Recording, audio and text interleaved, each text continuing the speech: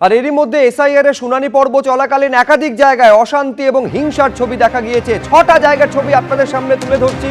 আসানসোল, দুর্গাপুর, দক্ষিণ 24 পরগনার বাসন্তী, উত্তর 24 পরগনার বনগাঁ, কল্যাণী থেকে শুরু করে দেগঙ্গা, বিভিন্ন জায়গায় হিংসার ঘটনা ঘটেছে, অশান্তির ঘটনা ঘটেছে।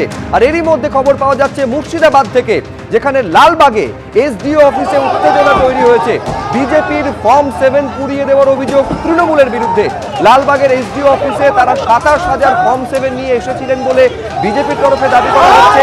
তৃণমূল সমর্থকেরা সেগুলি কেড়ে পুড়িয়ে দেয় বলে অভিযোগ বিজেপির। ছবিটা দেখুন একবার।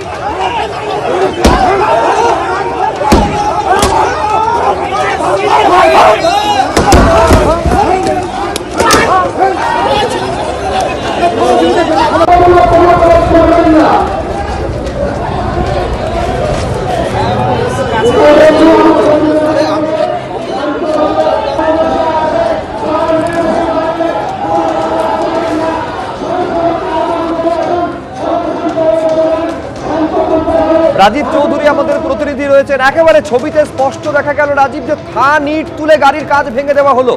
কি কারণে এরকম একটা পরিস্থিতি তৈরি হলো আজ? সকাল থেকেই বিজেপি কর্মী সমর্থক এবং নেতৃত্বরা যখন বিধায়কের নেতৃত্বে তারা ফর্ম 7 লালবাগে যে মহকুমা শাসকের অফিস রয়েছে সেখানে জমা দিতে এসেছিলেন, তখন উত্তেজনা সৃষ্টি হয় এবং তৃণমূলের পক্ষ থেকেও বাইরে তাদের কিন্তু অবস্থান বিক্ষোভ করা হয় এবং তারা একবারে মুখোমুখি হয়ে যায়। তৃণমূল এবং যে বিজেপি কর্মী সমর্থকরা মুখোমুখি হয়ে যায় এবং ভিতরে ক্যাম্পাসের মধ্যে একেবারে বচসা ভাঙচুর হয় এবং সেখান থেকে অভিযোগ যে বিজেপির কর্মী সমর্থকদের হাত থেকে ফর্ম 7 নিয়ে এসে বাইরে আগুন দিয়ে জ্বালিয়ে দেওয়া হয়। এরপর একটা বিজেপি কর্মী সমর্থকদের একটা গাড়ি যখন ওখানে রাখা ছিল সেই গাড়িকে ভাঙচুর করা হয়। পুলিশের উপস্থিতিতে এই গাড়ি ভাঙচুর করা হয়। পুলিশ চেষ্টা করে কিন্তু ইতিমধ্যে সেই গাড়ি ভাঙচুর করা হয়েছে এবং গোটা এলাকা কিন্তু এখন উত্তেজনার পরিস্থিতি রয়েছে। এবং এই যে সকাল থেকে যে টানটান উত্তেজনা ছিল, বিজেপি এবং তৃণমূল দুই দলই কিন্তু যুযুধান, দুপক্ষই কিন্তু তাদের কর্মী সমর্থক এবং নেতৃত্বরা হাজির হয়েছিলেন। একজনের উদ্দেশ্য ছিল তারা ফর্ম 7 জমা দেওয়ার জন্য উপস্থিত হয়েছেন, আর এক দল অর্থাৎ শাসক দলের তৃণমূলের পক্ষ থেকে যারা সেখানে সহায়তা কেন্দ্রে এসেছিলেন তাদের সহায়তা করার জন্য জমায়েত তাদের পক্ষ থেকে দাবি করা হচ্ছে এবং সেখানে প্রচুর পুলিশ বাহিনী ছিল উপস্থিতি। দফায় দফায় উত্তেজনা হয় এবং শেষ পর্যন্ত কিন্তু একটা সংঘর্ষের চেহারা নেয়।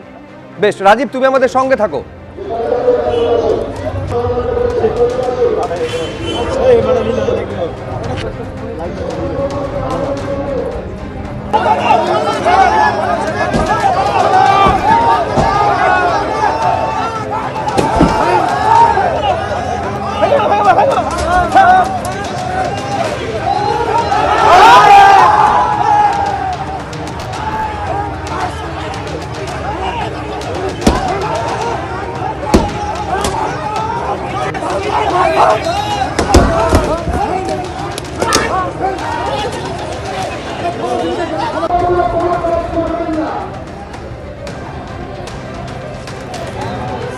এবিপি আনন্দ, এগিয়ে থাকে, এগিয়ে রাখে।